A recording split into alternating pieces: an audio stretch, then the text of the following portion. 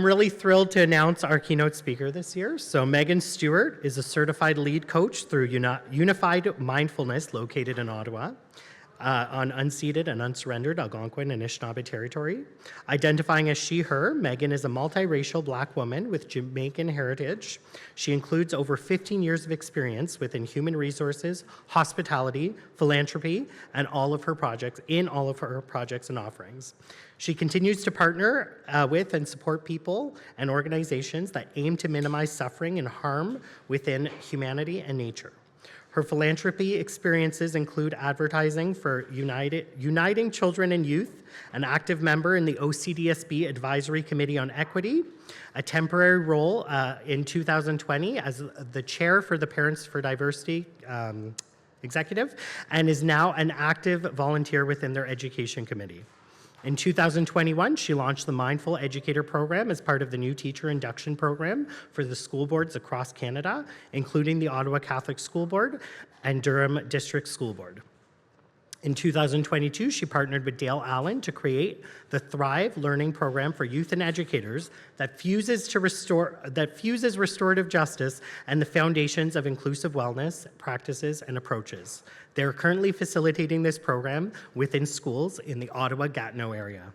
Featured in CBC as one of the 10 women in the Ottawa area, building community by supporting and promoting wellness. Mindfulness is accessible to harness in our emancipation of mental slavery. It empowers self-awareness, self-mastery, and equanimity. So I'm very pleased to welcome Meghan. Welcome, everyone. Do we want the door open, Joey? Do we care? No, we want that was closed. I was like, it'll be like a little bit of like a challenge to meditate with that, which is what you want, because in real life, that is what's happening, right? We're not always sitting up on a mountain somewhere where it's nice and quiet. We are typically managing, I have 2 kids myself, you are juggling all of the children that you are supporting, all of your peers, and all the other external stimulus. So, you know, we could maybe play with that, but for the purpose of today, so you can actually maximize the fact that you're not paying for a session with me, but you get this nice intimate setting, we're gonna keep the door closed. So that you can bring it to the classroom when you have to use it, really. So, I got a fancy thing here. What do? Do I point it at it? Hello? I don't know how to change the slides. Oh, there we go. Okay. So I wrote some stuff down because I know myself. So I may read a bit, but I may also come down and see you, invite you up, invite you to engage. So please do so. It definitely is always a pleasure. This is my 3rd year, I think, back. And it's always a pleasure to be able to connect with all of you. I always learn something myself as well. So although I'm here with my credentials and experiences, which are very valuable, I do really value your input. I value your engagement, and I honestly have so much love for educators. And I know you're all here for the same reasons as me, I'm pretty sure. So let's start with our land acknowledgement. I would like to begin by acknowledging that we are on the unceded, unsurrendered territory of the Algonquin and Anishinaabe people. The Algonquin peoples have been the stewards of this land for millennia, and their presence here continues to this day. We are grateful to them and to all Indigenous peoples for their continued care of the land. Recognizing this land and its original inhabitants is a crucial first step towards reconciliation. However, we must go beyond acknowledgement and commit to restorative justice, actively supporting Indigenous sovereignty, rights, and healing. By understanding our shared history and how it has shaped our present, we can work together towards a future based on mutual respect, healing, and solidarity. So, why am I here today? What am I talking about? I changed my presentation and my offering a bit. I recently enrolled into university. I have had a little bit of a, I don't know what you want to call it, challenging relationship with education based on some trauma that I experienced going through school myself. I didn't have a lot of educators that were champions for me. I didn't have a lot of experiences that empowered my agency, my autonomy, my learning. I had some racist, either physical or verbal attacks when I was in school from educators myself. I'm 41, so I grew up in the 80s, going to school here. If you know what I'm talking about. A very different time. And often in my academic experience, I would be penalized for not necessarily how I achieved the outcome of assignments that I was given, like for example, writing assignments. It was what I was writing about. My father came to Canada from Jamaica, and when he got here, he became a peacekeeper. So he joined the armed forces, and he traveled. And he was very world knowledgeable, and he constantly would have us in the house, I'm the oldest of three, practice critical engagement and critical analysis and critical thought. And so what that looked like is what I'm experiencing now in university for the first time. I've done college, I've done my mindfulness certifications. I wanted to go to university for a long time, but my experiences with it, there was, and I'm telling you this for context, because this is just the lasting damage sometimes of psychologically of what happens when we are told that we can't do certain things, or when we are silenced, and when our voices and what lights us up is framed with a narrative that can be harmful. And so essentially, when I was going to school and I had those comments from my educators, I didn't realize subconsciously that they were playing in the background for me as I grew and got older and so on. So I did comfortable college courses, business marketing, hotel restaurant management, human resources, but I've always wanted to do psychology.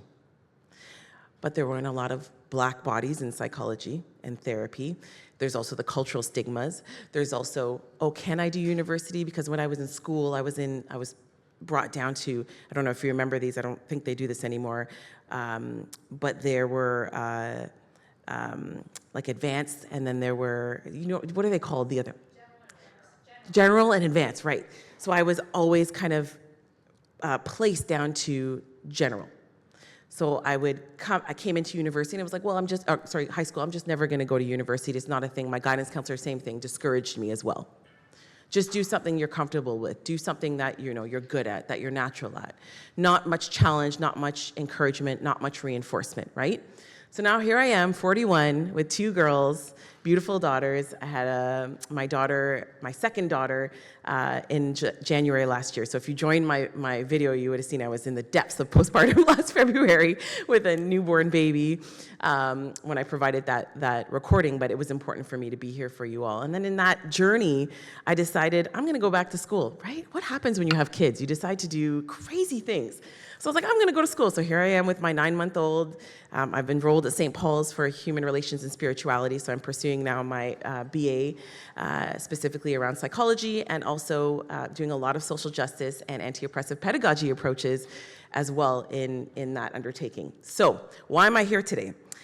I did for many reasons, but I did a research paper recently, and I had my typical mindfulness presentation I was going to do for you, and I switched it up because this research paper really inspired me to focus specifically more on what's happening in the education system with you as educators and as well with our students, and then the overall system, okay? So I'm just going to read it so that I get all the points out.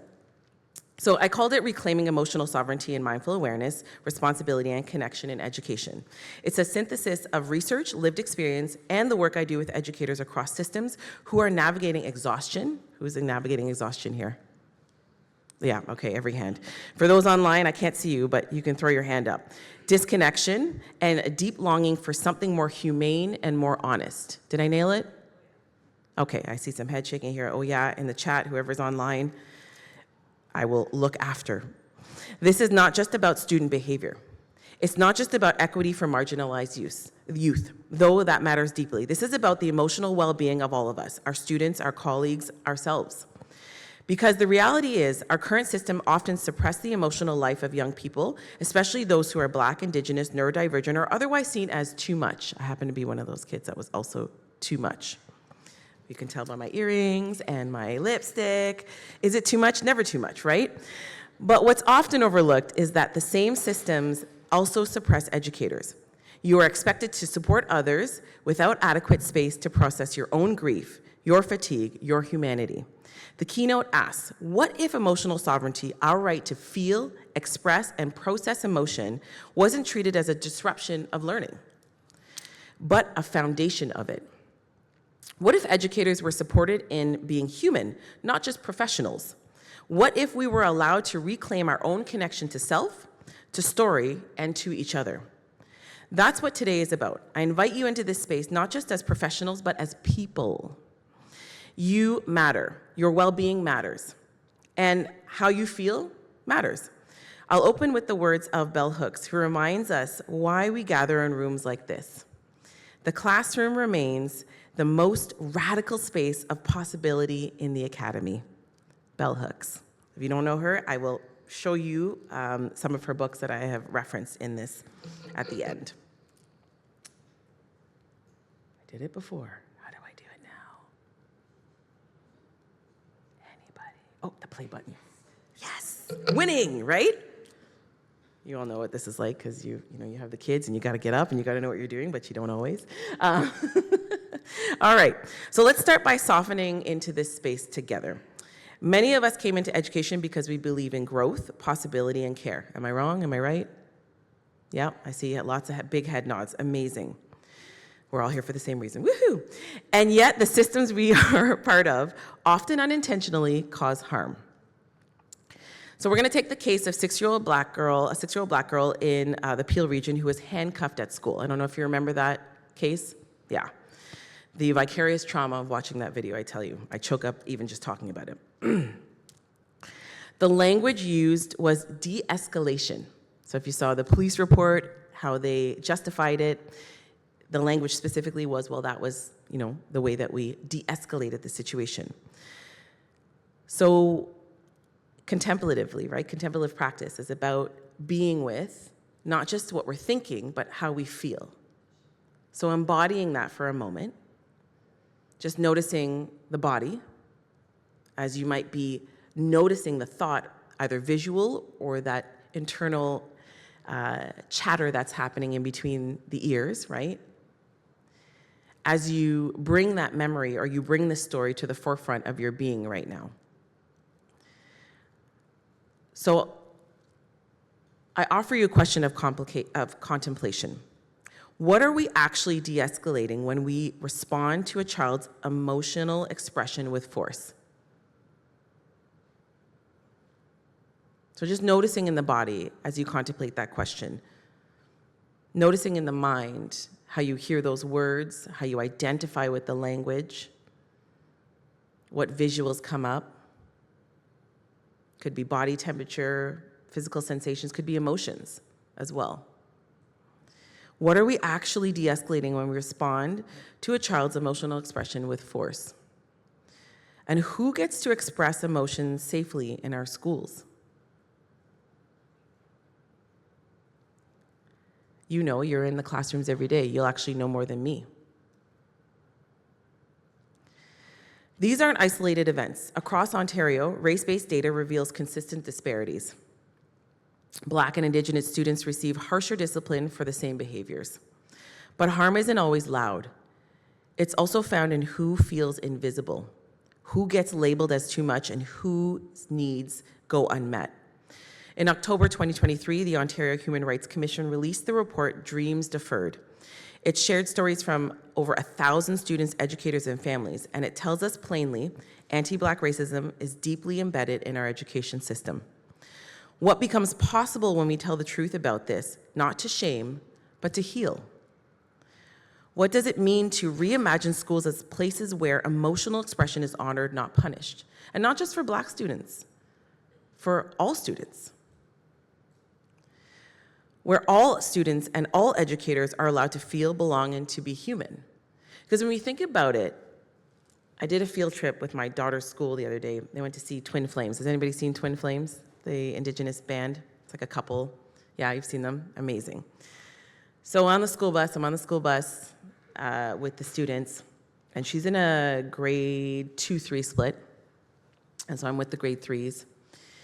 And one of the students asked me, a white identifying student, asked me about the word monkey, because this has happened during Black History Month, about the word monkey and why is it problematic to refer to other people as monkey.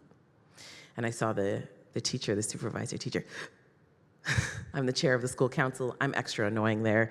I'm that over-advocating mom that probably you're like, oh my God, here comes Meghan again. That's me, yeah. Doing too much, right? And I asked him, this is where anti-oppressive pedagogy models come into place, right? Where that critical analysis comes in and the room for him to feel and the other students to feel as well. I asked him, has he ever had an experience where he had been called something that created discomfort or hurt or sadness or fear or any of those emotions that we might deem as unpleasant? And he said, well, yes. And I said, well, when you use that type of language for any body, but particular Black bodies, because there's a history behind it, and I explained to him the history, I said, harm is done in that. I said, are you intentionally trying to create harm with your classmates? Or any emotions that you're describing here that you're also experiencing? And he said, no. And we just had a very honest conversation on the bus about feelings and how we feel when we experience certain things like that. And that was rooted in radical empathy, in the ability for me to see him and connect with him and how he felt. And also identify with him. You know, sometimes we kind of got to it in like an 8-year-old kid's way of exploring it, that he had a need for belonging and connection. And so sometimes that looks like doing things like that to fit in, right? And my daughter, who's a melanated body, had come home and told me multiple times he'd used the N-word and so on. And she's like, ugh, I'm just like, whatever. And I'm like, okay, instead of, going immediately into, as a parent for me, instead of immediately going into, let's condemn the child for using the language, I approach it with curiosity. First, acknowledge her feelings. How did you feel when you heard that? And then secondly, what do you think it is, the need that he might have had behind using such language? She's like, I don't know, Mom. I said, well, let's explore it.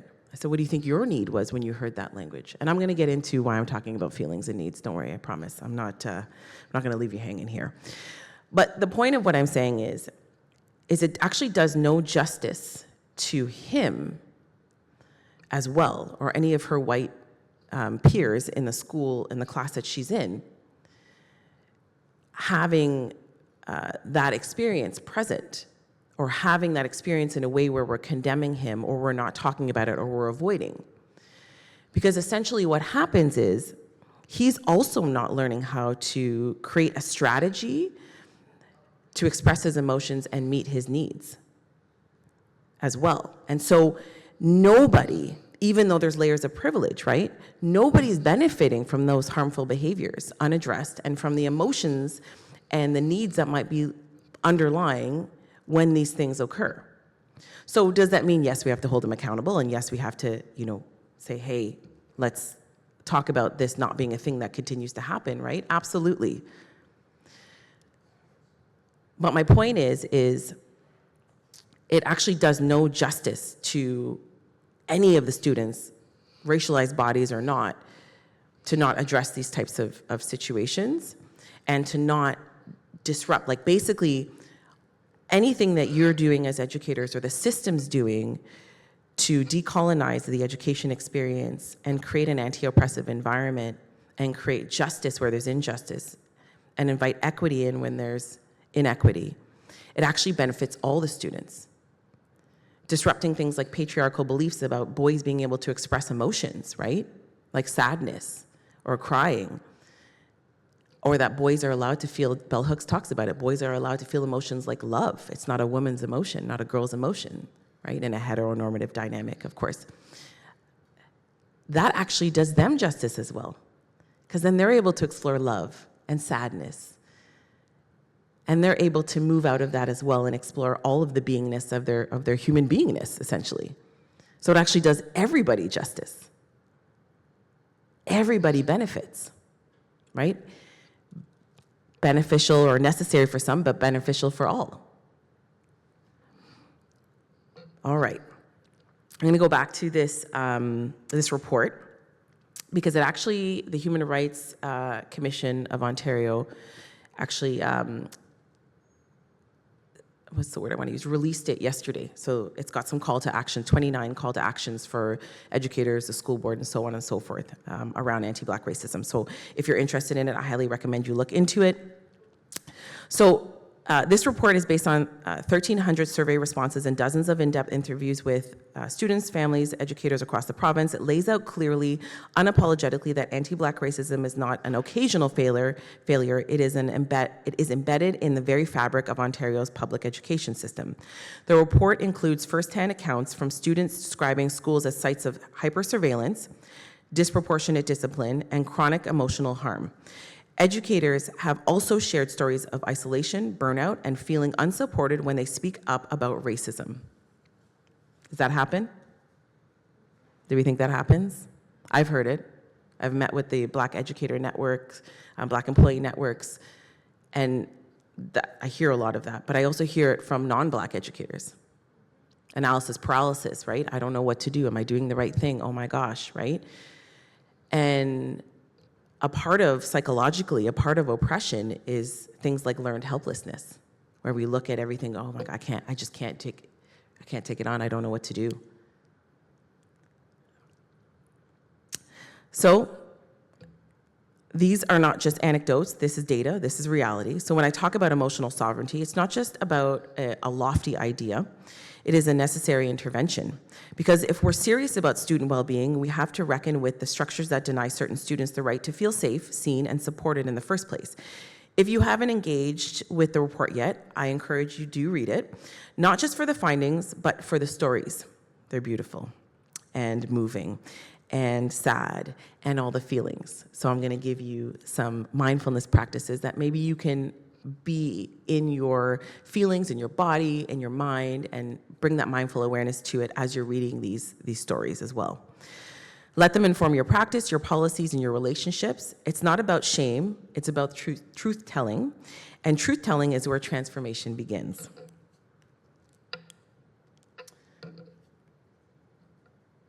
All right.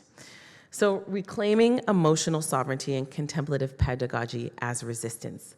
What is alive in us? So as you're exploring your visual palette here, stimulus, as you're looking at my slides, take a moment just to notice what's going on within you. And if you can just shout out one word, a feeling word. How do you feel? How are you landing? What's alive in you right now? Say it again. Excitement. It could be warm, cool, bouncy, restful, calm, whatever it is, a feeling word. So I got excited. What else? Joyful. Curious.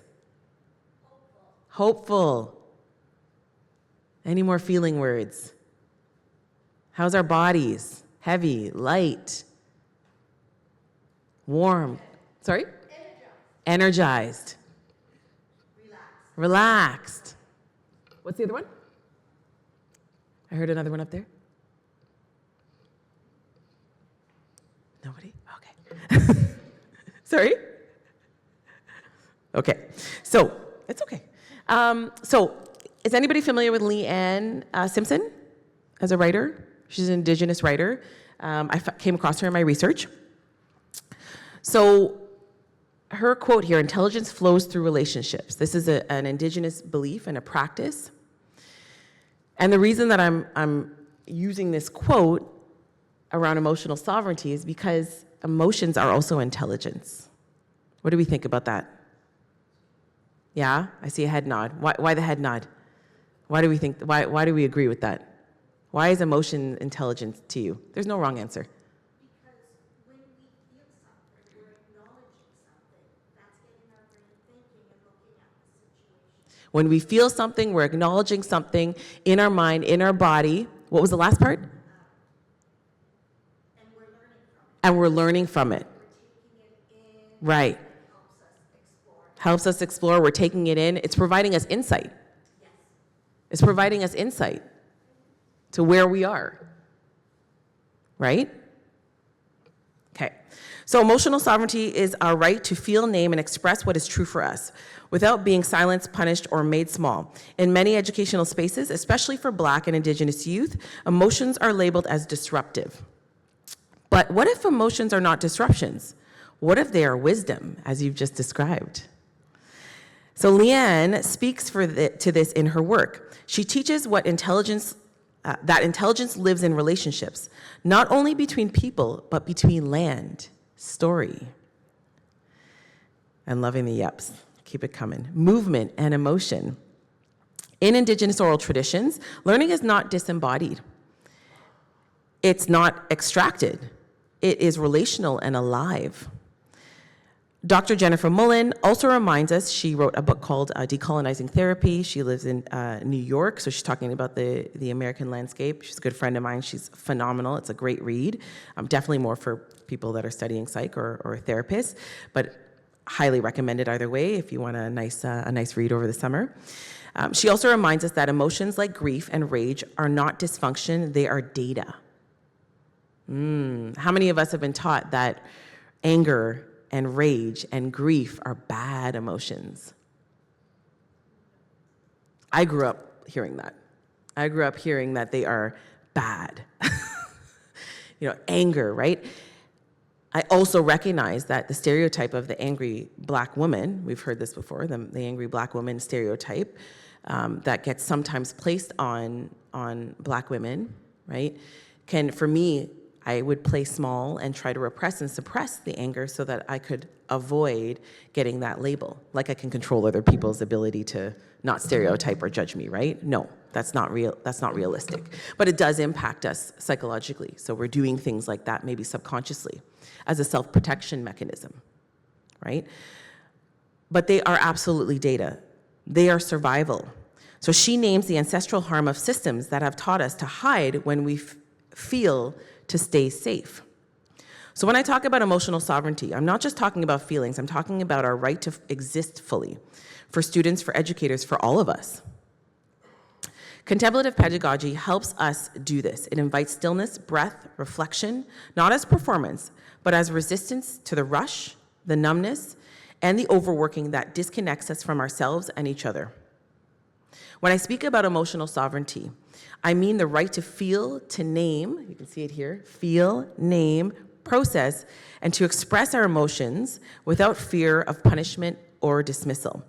In many school systems, emotional expression, especially from Black and Indigenous children, is labeled as defiance or disruption rather than an invitation for connection. I heard something, anybody recommended the Parent Resource Center, this circle of security? Anybody ever recommended that to a parent? So my husband and I actually did that course with Miriam's team there. It's absolutely phenomenal. I highly recommend it. She said something that's always stuck with me.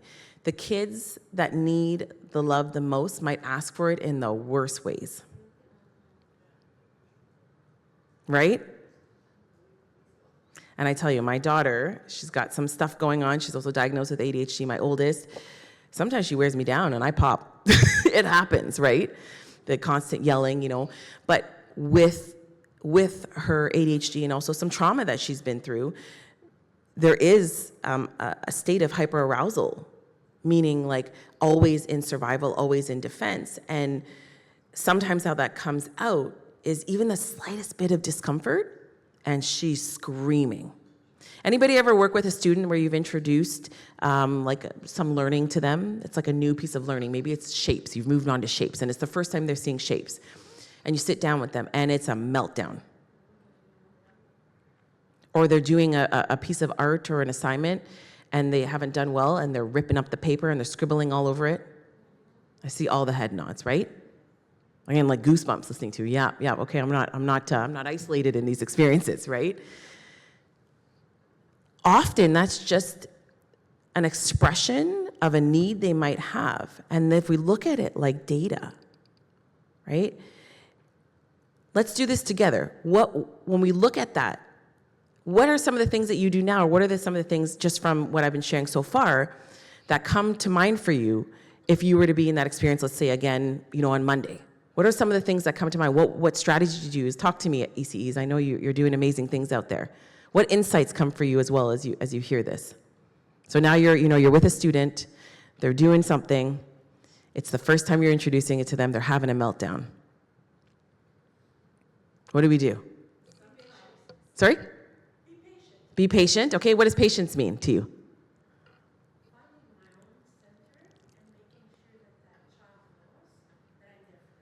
So finding your own center and making sure that child knows that you're there for them. Okay, so affirming with them, hey,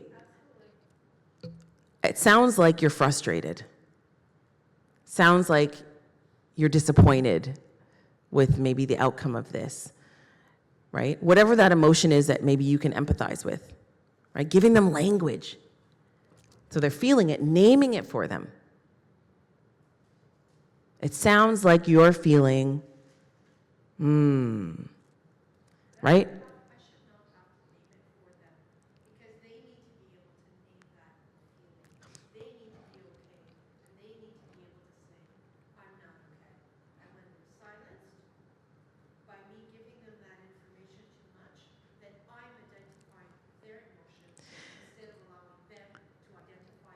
Yes, and you bring up a really good point. So I'm going to agree and challenge it a bit. I'm going to give you a third option, right? I always say, okay, we think sometimes it's this or it's that, but sometimes there's a third path, a third way, right? So my daughter has a therapist, and she's given us this feedback, and I'm obviously studying psychology too now, so I'm learning a bit more about what this looks like. So we want to be mindful of, are we telling them the feeling words for them and not honoring their agency and autonomy to be able to find the words themselves? However, we also have to keep in mind that emotions, like as language and being able to name them, just like you're showing shapes, we don't have a list of emotions always available. If you do in the classroom, congratulations, you are the most amazing ECEs I've ever met. But it's not in the curriculum that we have a poster typically that says, pause everyone, how are we feeling? Go to the board, point to it, right?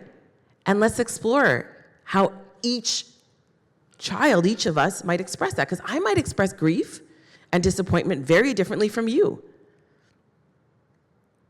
So sometimes, yes, we can empathize and go, oh, that looks like disappointment. And we can go, and give them that, or ask them, right? So there is a delicate way, obviously, that we can do it. But I definitely do encourage that in some way you give them something to be able to identify and name it. Because it's not the norm in all of our households. My household's very different. We have a whole board, I'll show you what the board looks like, of feelings and needs. Right? But that's not typically the norm in our society. It's just not the norm. We also have to think about scientific colonialism. I don't want to get into it, but specifically what that means is how colonialism has come into things like psychology and how psychology has been used as a weapon. There is history of it, there's research, there's data. I can give you some case studies. I'm not going to get into it now because that's not my presentation today, right? And why I'm saying that is I think about the quote Marcus Garvey shares that Bob Marley sings. Does everybody know Redemption Song? Emancipate yourself from mental slavery. None but ourselves can free our mind. I'm not a great singer, but I love karaoke, right? So that quote, before, for example, my ancestors, black ancestors, I'm multiracial, so half of them were colonizers, half of them were enslaved Africans. But on my dad's side, before we were enslaved here, we were enslaved up here, right?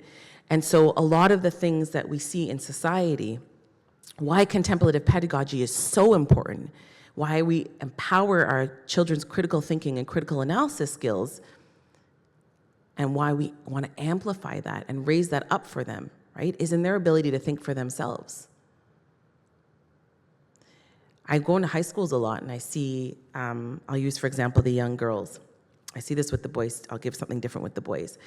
And often it's what they see on social media, what they see in general, like media platforms and so on, pop culture and so on like that, that is considered the norm, right?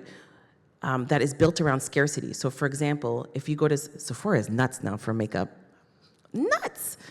I don't even know how, I don't do any of that stuff, like the shading and the outlining, I don't know, anyways. You go in for an eyebrow powder, it's like $80 later, and I see the teenage girls going into Sephora, even younger and younger and younger and younger, buying these beauty products. Who's seen this before, right? Who has kids and knows what I'm talking about? You know, the acne treatment medication, the skincare, then we get into the clothing and all of that. All of these things creating consumerism that feeds into capitalism, fuel psychological scarcity that I will be enough when. How many of us have done I had a baby like 15 months ago. I'll be enough when I lose 10 pounds. Who's heard that in their own head? I'll be enough when I have this certification. I'll be enough when, you know, my partner loves me in this way or my kids show me in this, right? All of these things, if it's in our subconscious and it's not identified and brought forward and we don't look at emotions and somatic sensations and thoughts as a way to inform us and provide insight on, ooh, how am I making this decision? Like, from what place am I making this decision from? And we don't empower that in our students. We see the self-harm, right? Even further, I've seen extreme cases like suicide and so on, right? Sexual assault. These things happen in schools and in our communities at these younger ages. So this is really, really important, not just for the students that you're teaching, but also for you to embody within yourself, right? Okay, so I'm gonna share a little bit more about Leanne, then I'm gonna move on.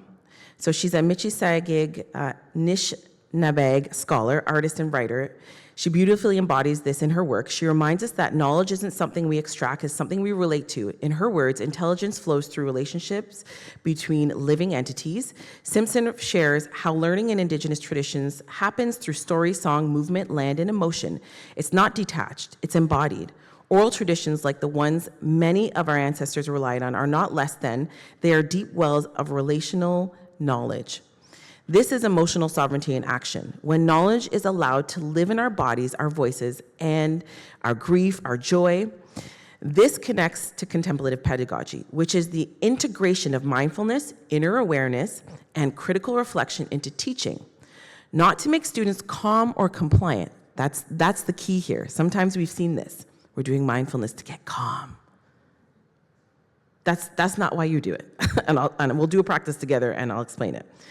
But to disrupt systems of emotional erasure. This is a pedagogy of resistance. When we slow down, listen inwardly, and create space for authentic expression, we resist the rush, the suppression, and the harm that so often defines school culture. I also want to again bring in the voice of Dr. Jennifer Mullen, who coined the term decolonizing therapy.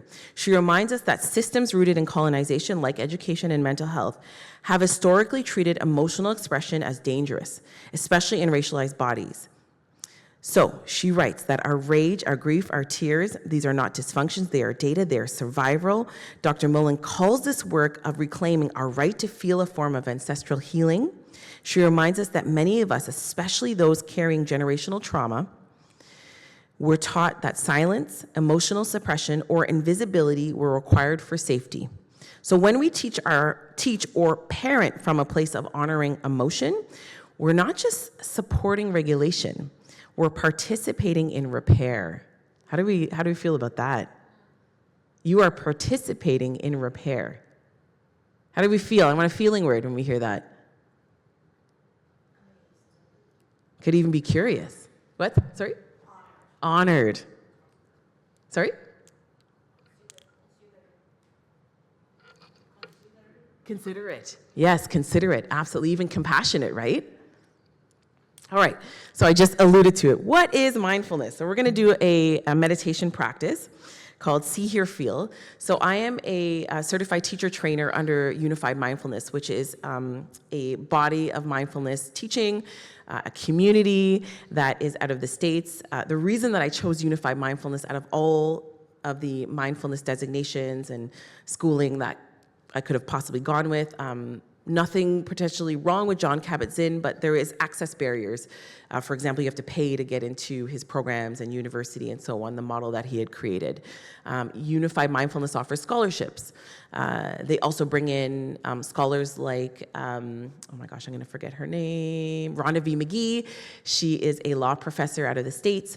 She wrote a book called The Inner Work of Racial Justice, where it fuses mindfulness and racial justice together. And that's how I actually fell upon Unified Mindfulness, is because they were doing a workshop with her, and I was like, I've been saying this forever, that mindfulness and social justice go together, but I have never heard anybody talk about it. And so I stumbled upon it, and because of that, as I explored Unified Mindfulness and their practices, they were really, really accessible to neurodivergent individuals, to individuals with racialized trauma in general, and just all ages, right? Because we want our kids to be able to access these practices. So, mindful awareness is our ability to pay attention on purpose without judgment using these three particular skills. Not in any particular order. They're going to be interchangeable as we do the practice. Concentration, which is our ability to turn towards ourselves. Sensory clarity. So in any experience you're having, and I've already alluded to it, there are three sensory categories. One is see. So not just seeing, you're looking at me, you're looking at the screen. If you close your eyes, you might even see, like I see the light, I see kind of the outline of bodies. So that's that sense of seeing, if we were looking at the five senses. But see in, what do we think see in is? That projector screen in the mind, right? Sometimes it's blank. If you notice, as we do the practice, that your mental screen or any sensory category I'm going to go through is blank, nothing's present, even just the noticing, because it's a noticing practice, even just the noticing is enough. What are you noticing? What category does it belong to? So see is the first one. The second one is, I'm going to go on because I think I put it here. There we go. See is our first one. The second one is hear. And the third one is feel. So hear, same thing. Hear in, so that mental, that inner chatter between the ears, right? That could be analyzing right now, going through what you're going to make for dinner, maybe what groceries you need to get, other mental stories of, oh, I can't wait to bring this back to the classroom, or, oh my gosh, I'm feeling shame for what I've done. I could have been doing this differently. Whatever that mental chatter is that you're going through right now, in between your ears is also here. Could even be song, could even be, sometimes I just have random like lyrics I can't get out of my head, tunes, sounds, right? Feel, we've also talked about. I said, I want feeling words. How often do we say, I feel like, you aren't respecting me right now. Or I feel like the room is, et cetera, et cetera. That's not a feeling word. That's not a feeling word. So when we get into feelings, why I said there's a third way as well, is we often normalize certain language, but it's actually not feeling words. So this is where contemplation comes in. Oh, what am I actually, what is a feeling word? When your student says, how are you feeling, miss? Somebody give me their name. Megan. Oh, Megan, hey, Megan, are you with an H? M-E-G-H-A-N? M-E-H-G-A-N. I love that. That's the first time I've heard that. I like that, okay. So Miss Megan, how are you feeling? Give me a feeling word. You see, it's challenging, right? So this goes to your point. You're feeling many different things. That is also the truth. You're skipping ahead. We're about to do the meditation. No, you're not supposed to skip ahead. You're skipping ahead, Miss Megan. I swear I didn't give her my notes before, even though we have the same name. We feel many things, right? How powerful is that to share with our children, too? How many of us have, I've experienced loss, right? And you're at either an honoring of life or a funeral or something, and you're feeling gratitude and also grief and sadness You're also feeling connection, empathy, intimacy, love, again, sadness, right? We're not one thing, we're many things. So we're going to experience this in the practice. We're going to experience this in the practice together. Okay, so I'm going to be standing up to do it, but I encourage you to sit down. If your feet are able to be on the ground, again, we honored all bodies. Not all bodies are able bodies, and that's totally fine. You find the posture that supports you the most. If you have the ability to bring the discipline into your posture, meaning we don't want to fall asleep in a meditation, because what are the 3 skills we're practicing? Concentration, sensory clarity. What am I seeing, hearing, and feeling, right? What am I seeing, hearing, and feeling? And our last skill is equanimity, which is the ability to accept what comes up, that I am feeling all kinds of things, that my mind is very busy right now, right? Whatever that is, the equanimity is that compassion of, oh, I got lost in my thoughts. Okay, let me start over again. It's all okay. What I'm feeling is okay. What's coming up in my mind space is okay. It's all okay. I don't need to change it, control it, do anything with it. I'm just noticing. Just noticing over and over and over again. All right? So, for those at home that are watching virtually, find a posture that is disciplined if you can. I recommend something that can allow you to sit up and have your feet on the ground, like we talked about, rooting down. So although we are on carpet and so on and so forth, we are rooting down into the earth. Right? We are connected to the earth. And so feet on the ground, 10 toes down, if you have 10 toes, of course. And allowing for, almost like I've come around and I've put a string just at the crown of your head, stretching up that spine. And on your next exhale, closing the eyes and allowing on that exhale, on that release of the breath, for the shoulders to come down. If eyes closed doesn't support you, it's okay to either turn away or have a gaze that's more restful. We just want to minimize external stimulus as much as possible. Just for the sake of today, we know that's not always how it's going to work. But when we can be with it in kind of like a controlled environment where I'm guiding you, you can transfer it more likely into the classroom. All right. So closing your eyes or finding that restful gaze. Turning towards yourself, that's the concentration. Noticing as you move through the body and the mind what you might be seeing, hearing, or feeling. I'm hearing the children in the hallway. And as you do this and you move through the sensory categories and bring that equanimity to whatever comes up, sometimes, oh, well, I shouldn't be hearing anything, or I shouldn't have any thoughts. What does that fall under? Hear, because that's that inner chatter. So you're just going to use that one word label, hear. And as you take another couple of breaths, just following that sensory signal, noticing, are you seeing, hearing, or feeling anything? Almost like organizing. I love organizing. So if we had like different colored jars, one was see, one was hear, one was feel, drop that marble in that jar with that one word, see, hear, or feel, out loud or in your mind, and give some pace in between every few breaths. So give that a try for a couple of minutes yourself.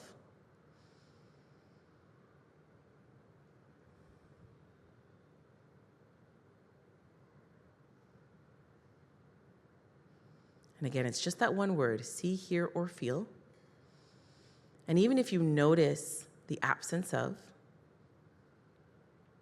so I'm not feeling anything, I'm not seeing anything, I'm not hearing anything, the fact that you've even had that come to your awareness, what category does it belong to? What are you not experiencing sensorially?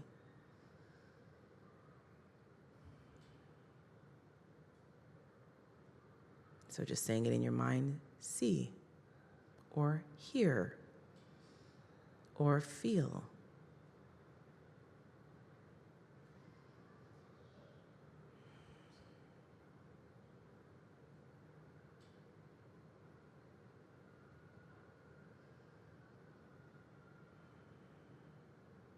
And if you got lost in thought or you're noticing fatigue, you can Straighten your posture.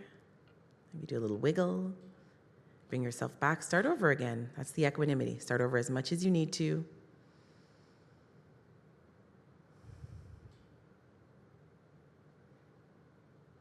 Remembering this is wisdom. This is knowledge. This is insight. And just simply, what am I seeing, hearing, or feeling? And it's going to change, and it's going to be many things. And if all three show up at one time, just pick one of the categories. So if you have lots of thoughts and lots of feelings, bringing equanimity to maybe one of them. So the see and the hear. So the thoughts, and then bringing your awareness to the feel. Maybe grounding in breath, noticing the breath, feel. Taste, touch, and smell are also feel.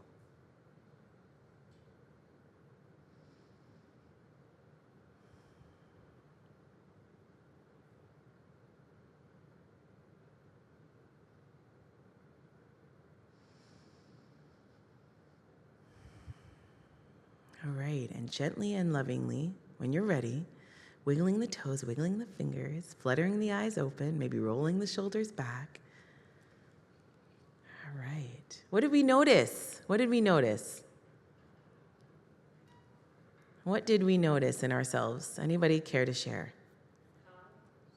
Say that again, sorry? Calm. Okay, calm. Yeah. You noticed calm. How did you notice calm? Tell me how you noticed calm. You felt relaxed. And for those that can't see her, she did this. She said, I felt relaxed, and she laid her head back. Right? So even the somatic reaction of that is important. Is important. What else? Yes. You felt joy, and where did joy show up in your body? Yeah. Flowy, amazing. Oh, I love that. Flowy, he imagined skipping happening, the children skipping as he heard them go by, and the joy was moving through his body, flowing. Right? So it wasn't like a stagnant, but it was like a constant moving through the body. Amazing. Beautiful. And we experience joy differently as individuals, right? So the reason I'm asking for the details is the subtle actually really matters. That's informing him, oh, okay, flow. I'm noticing flow in my body. Right? Anyone else before we move on? Any questions about the practice? Okay, awesome. Anybody feel discomfort? Restlessness maybe? Yeah. It's actually very common to feel almost like a flood of anxiousness and restlessness at the beginning of a practice. Especially when we're used to going all the time, right? All right, anybody heard of nonviolent communication? Yes, I'm gonna introduce you to in a little bit of a different way, okay? Here to disrupt and allow for some contemplation. That's me, the alchemist of disruption. All right, so these are feeling words. These are feeling words. What do we think about this? That's a lot of words, right? Sorry? For a child, it's overwhelming. So you had a thought that for a child, this might be overwhelming. You had a thought that. For an adult, there's a lot. Yes. Beautiful. So we're having some thoughts right now. I love this. What are we feeling as we're having these thoughts? There's always growth. So we had a thought that there's always growth. What are we feeling? I need a feeling word. They're up on the board. Hint, hint. You said overwhelm. Excited. Intrigued. You got feeling words. What are we feeling? It's like your cheat sheet right now. Accomplished. What else? Empowered. What else?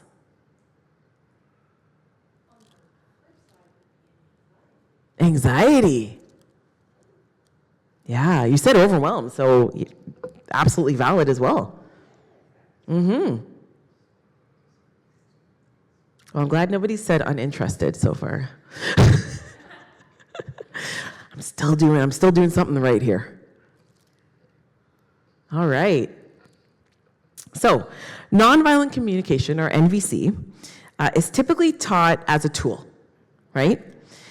You observe, you name a feeling, you express a need, and you make a request. But for me, this is not a tool. It's a way of being. I have this board up at my home with my daughter. Tools are for fixing things. Are tools light or heavy typically? Because we got a tool bag, right? Right. So Resmaa Menakem, if you know him, he wrote My Grandmother's Hands. He has a course called The Foundations of Somatic Abolitionism. It's a beautiful course.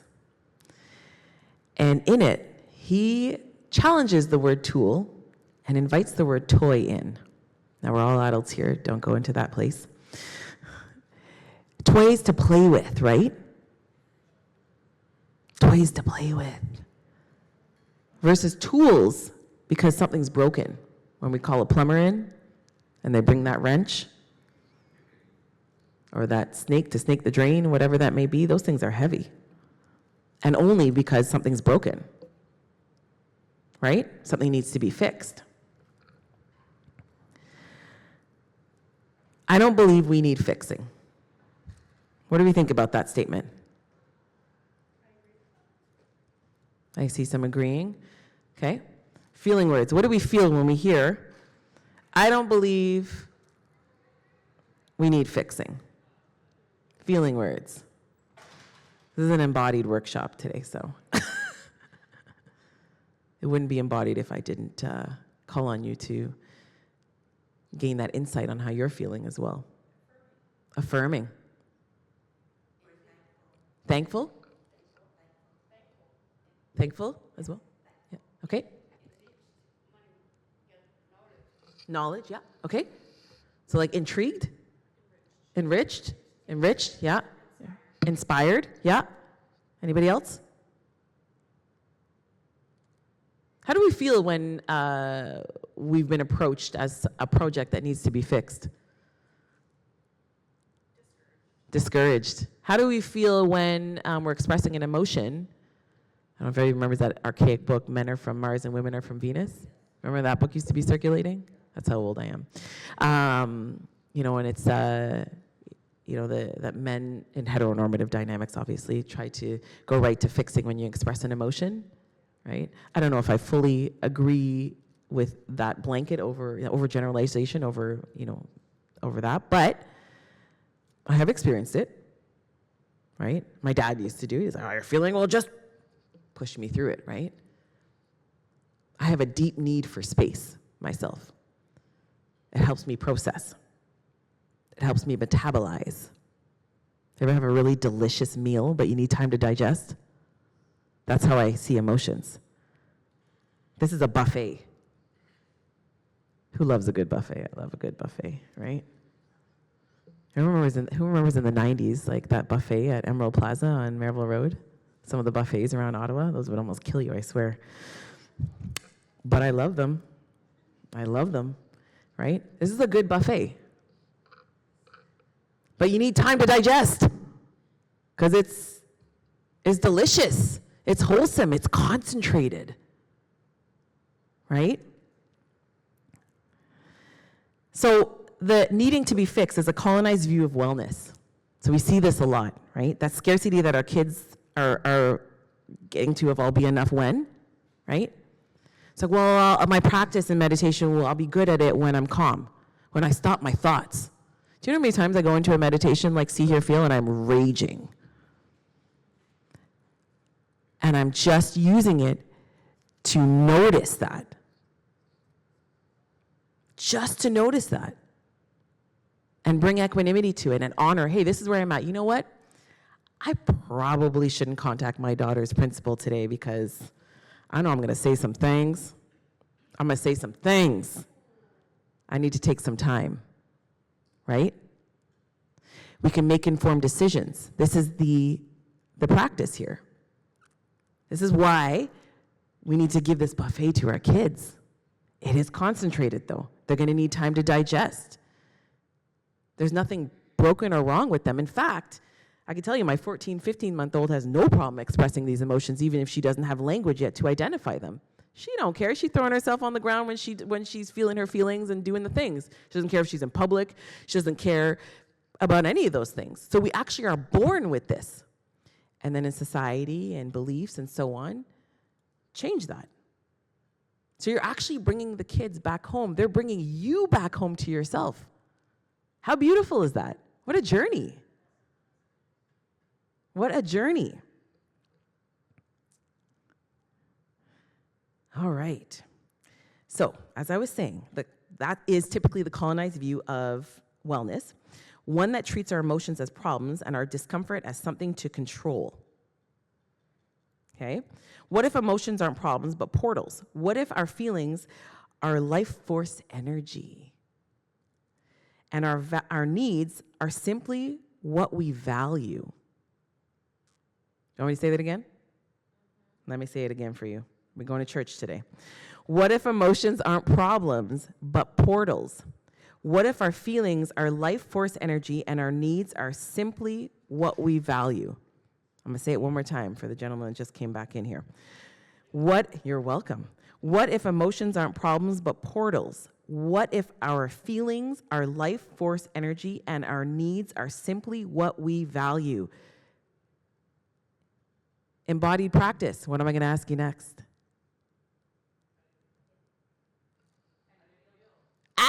You guys know me already. Hired. I want to become a big deal, and I have money to hire people. I want all the ECEs. I love you guys. Oh, and EAs. Y'all didn't tell me I was here for like the best buffet ever. I love my EAs. Let me tell you that. This shift is everything. When we're in a hard moment with a student or a colleague or ourselves, it's easy to react. It's going to happen. It's going to happen. I can guarantee you this. I know all of this and all my certifications. I tell you, I still pop off. Because I'm human. We're not robots. Well, there's a lot of AI coming in, but we're not robots. Nobody here is an AI robot, right? Great. But when we pause and check in with what we're feeling and needing, we open space for compassion, for choice, and for connection. So let's try a short reflection together. Think of something that's challenging you if you have a journal or a phone you want to write in, or you just want to think about it in your mind. Go ahead. Think of something that's challenging you right now. A moment of tension, a decision, a relationship that you think is strained, a thought about yourself or your work or something else in your life right now that brings up, again, here, what do I do now? Just take a moment. If you want to write it down, write that thing down. If you just want to bring it to the forefront of your mind, be with that. Want me to repeat it? Oh, you're all in it. So if you want me to repeat it, just let me know I can. Yes? Okay. Think of something that's challenging you right now. I have a preteen, so I tell you she challenges me every day. A moment of tension, a decision, a relationship that you think is strained. A thought about yourself or your work or something else in your life right now that brings up, what do I do now? Sometimes those thoughts of I'm stuck, I'm at a crossroads. Notice what feelings arise as you sit with it. You got the cheat sheet up here. You got the buffet. Feast away. Escape. What else, sorry? My hearing's gone. Sorry? She said what? She said why. Why? Why escape? Why escape? Curiosity. You're feeling curiosity. You're feeling curiosity. All right. Got those feelings? I'm going to move the slide. That's why your cheat sheet's going to go. It's going to go. I'm not marking you, I promise. So ask yourself, what do I want in this situation? You don't have to say it out loud, but just ask yourself, what do I want in this situation? Again, you can go back to this after the workshop. You can go back to this tonight, another day, so on. But just for the purpose of this right now, just explore it. It could be absolutely unrealistic in your mind. Like the rationale's going, oh, you want that, that's not going to happen. That's okay. We're going to meet that with equanimity. So that's okay to have those thoughts. They're just thoughts. You're not your thoughts. What do I want in this situation? And finally, if I got what I wanted, what deeper need would that meet? If I got what I wanted, here's your list of needs. What deeper need would that meet? Anybody care to share what's come up for them? And I can coach you through it live so people can see what that might look like. You don't have to, though. I can give you an example as well from my own personal life. But anybody want to share for the purpose of supporting their peers? They're comfortable with being vulnerable?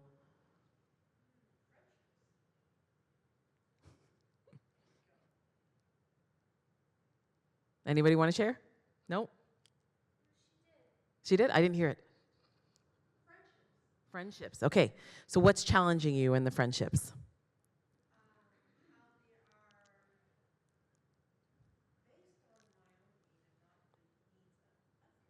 Okay, challenge in friendships is because they're based on my own needs, not the needs of others.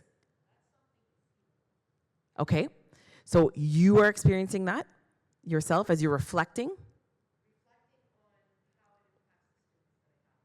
Reflecting on how it impacts the students that you have. Okay, let's go a little bit deeper. Tell me more. What does that mean?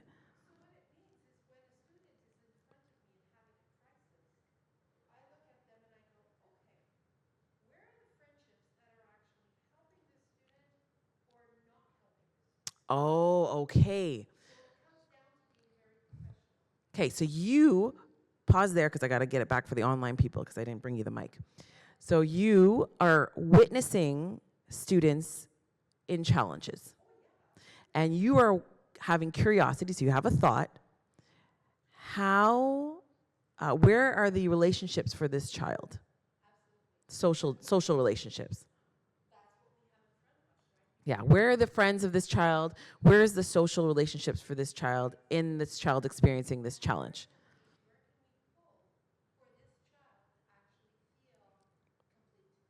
And where can we pull to actually feel complete? Okay, so what I hear is, if I was to put this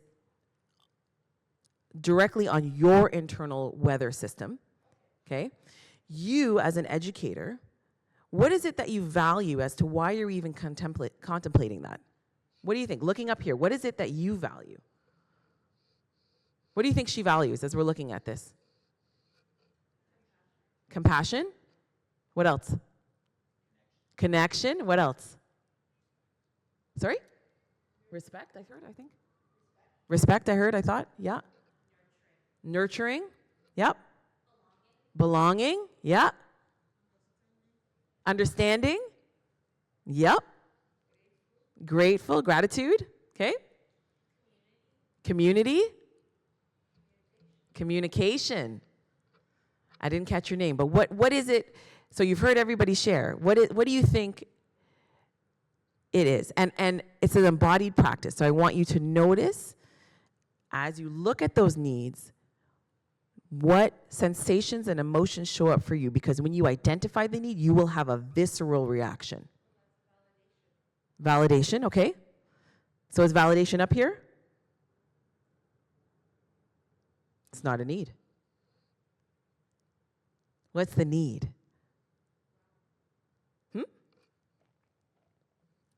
They've given some, sorry? Integrity? Integrity. All right. Where do you feel that in your body? All over. So if you value integrity, right? And you're in this scenario, and you're watching the students go through challenge, and you have this contemplation, this question of, where are their social supports, right? How are you honoring your integrity and your value for integrity in that? What behaviors, what decisions would you be making to honor that you have a need for integrity, that you value integrity in that moment?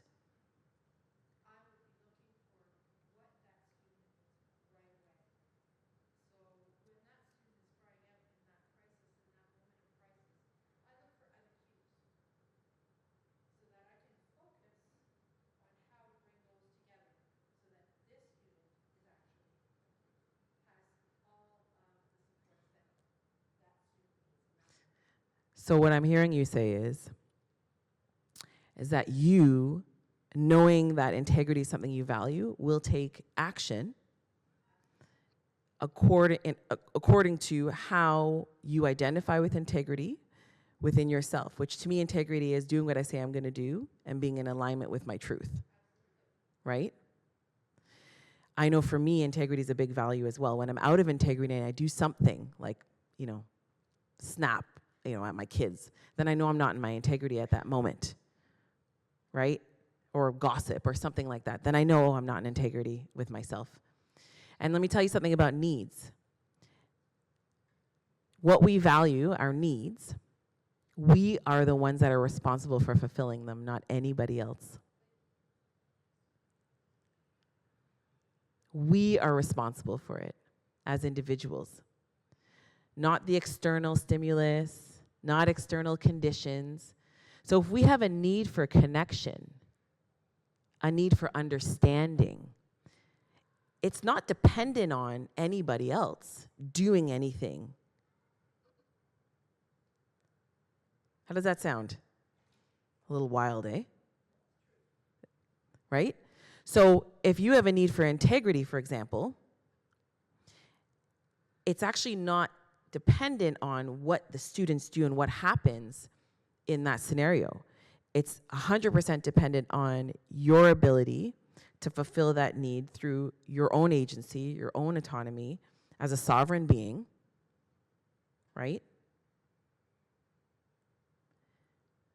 That's powerful.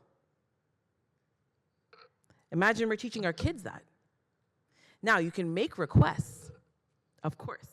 And typically NVC is used around conflict. Why I call it an embodied practice is for this reason, because we always have needs. We always have things that we're valuing in everything that we're doing at every moment of the day, whether we're conscious of it or not. So we have a conflict. You owe me an apology. Well, what's my need in that? And I'm responsible for fulfilling it, but I want an apology from somebody else, and I'm having a thought and a judgment that you owe me this, and I'm making that demand, right? Then I'm putting my energy into someone else. I am now outward instead of inward, looking at the emotion as my own. I'm responsible for my own emotions, for my own thoughts, and what decisions I make from there. But if I'm not able to practice mindful awareness, I might not even be aware of what's happening within me and how that might be informing my decisions and my behaviors. And our students, our youth are absolutely experiencing that. This is where the emotional maturity and if you find this challenging, and I find this challenging at my tender age of 15, jokes, imagine our parents didn't learn this, their parents didn't learn this. We're learning this real time, raw dogging it with our kids, with our youth, right? That can be scary. That can be many things. I don't want to tell you what emotions there, but that can be many things.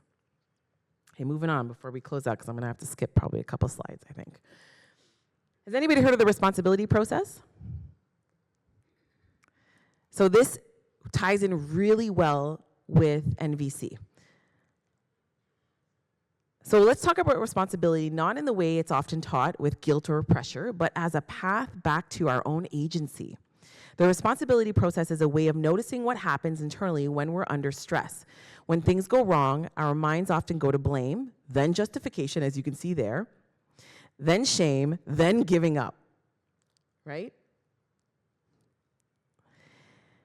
These aren't flaws, they're protective patterns. But when we become aware of them, we can choose something different. We can choose presence. In the classroom, in staff rooms, and relationships, responsibility isn't about taking on more. It's about pausing and asking, what do I actually have choice over? What do I actually have choice over? From that place, we act, not react. That's emotional sovereignty as well.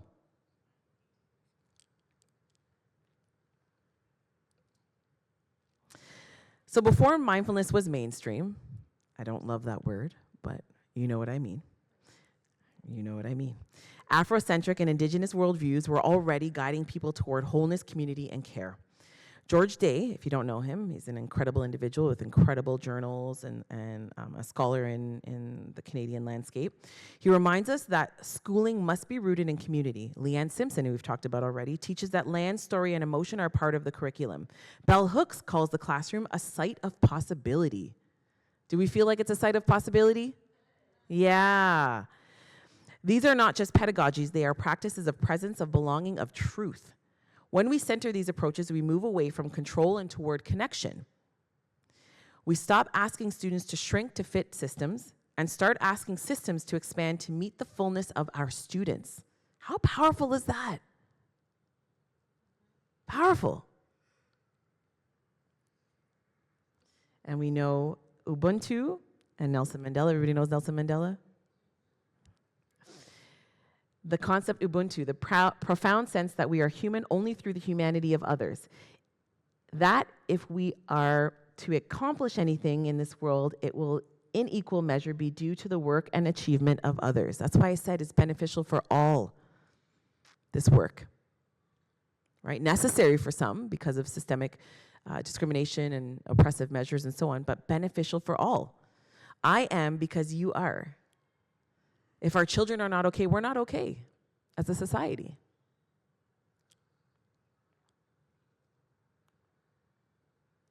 Sankofa, an African word, Ghanaian origins, and symbol that means to go back and get it. It's a reminder to learn from the past, to inform the future.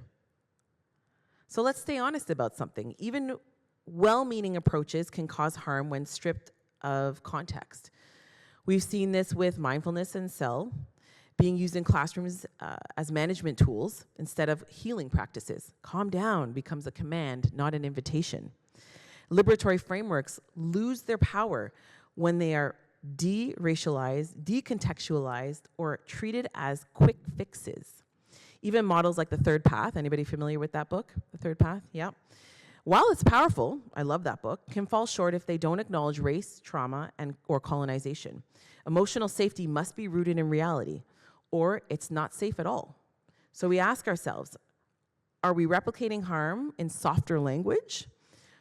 Or are we courageously co-creating something different with the people most impacted at the center? So co-optation is when practices mean to liberate or heal. They're absorbed by dominant systems and repurposed to maintain control, often stripped of their original context and meaning. So we hear this a lot in the wellness world. We hear this a lot in the anti-woke language, right?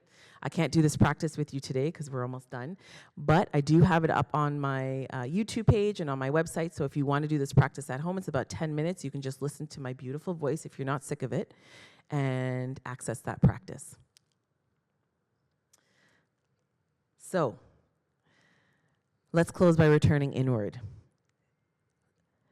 Think back to maybe what your intention was or your reasoning for joining this keynote, this workshop. Has something softened? Has something stirred in you? Emotional sovereignty is not just about expression, it's about coming home to ourselves.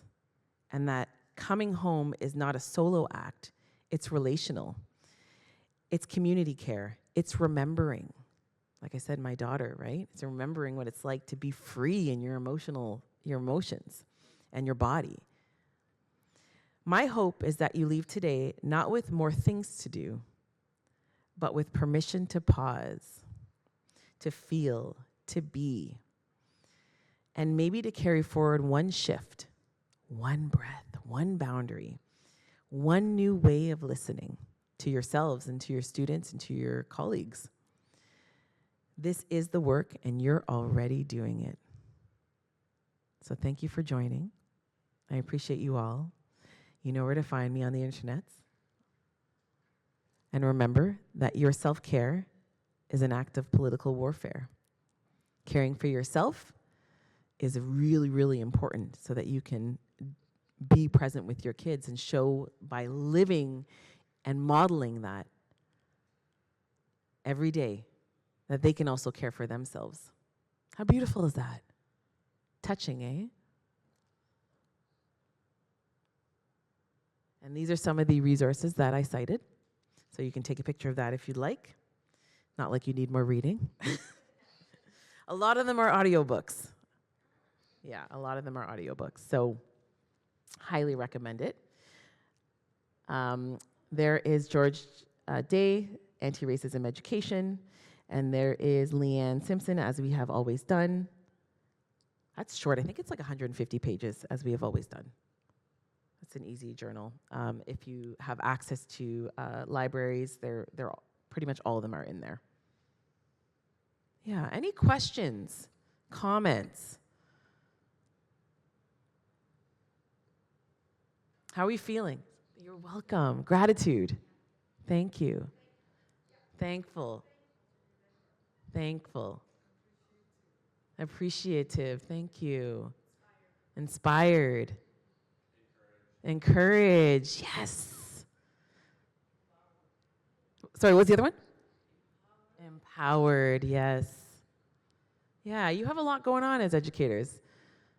You have a lot going on as EAs and ECEs and supports, and you have things coming down from the ministry, coming down from leadership, right? Then you got the kids. I've only got 2. I can't imagine managing multiple, plus the space for yourselves, plus your colleagues. I'm sure there's some colleagues you look at and you're like, ooh, I notice I'm hearing some judgments. What are they doing, right? And you gotta navigate all of that. I don't wanna give you more PD. Any PD you'll do with me, you'll know it's gonna be a wellness retreat. Always, because that I think is the most important for you, and that I find when you are in that state, you can absorb more, just like your students. When you're in a state of self-care, you can absorb more, and the kids can absorb more too, right? When you're grounded in yourself. So thank you so much. Go enjoy your day. You have amazing workshops going on. Thank you.